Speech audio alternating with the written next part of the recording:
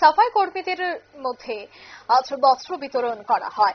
উদয়পুর আস্থা সামাজিক সংস্থার উদ্যোগে শারদীয় দুর্গোৎসবকে সামনে রেখে এ ধরনের বস্ত্র বিতরণ অনুষ্ঠান কিন্তু প্রত্যেকটি সামাজিক সংস্থা তাপ করে থাকে। ঠিক তেমনি উদয়পুর আস্থা সামাজিক সংস্থা তারাও কিন্তু সাফাই কর্মীদের এবারের পুজো ছিল নতুন জামা কাপড় পরতে পারেন, তার জন্যই সাফাই কর্মীদের মধ্যে বস্ত্র বিতরণ তারা করেন।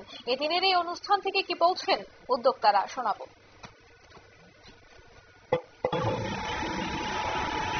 এই কার্যকারিতার সমস্ত নিজস্ব উদ্যোগে এই সরকার ছেলেমেয়েরা করে থাকে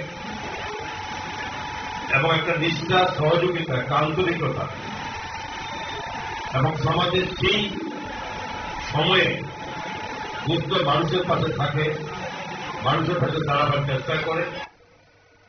আপনারা শুনলেন মন্ত্রী প্রণজিৎ সিংহ রায়ের বক্তব্য। এ ধরনের অনুষ্ঠানকে তিনি সাধুবাদ জানাচ্ছেন এবং প্রত্যেকেই যেন এ ধরনের অনুষ্ঠান করেন তার আহ্বানও তিনি জানান। তবে দুর্গা উৎসবকে কেন্দ্র করে এই সামাজিক সংস্থার বিশেষ এই উদ্যোগ নিয়ে নিচ্ছি ছোট্ট একটি বিজ্ঞাপন বিরতি, সঙ্গে থাকুন।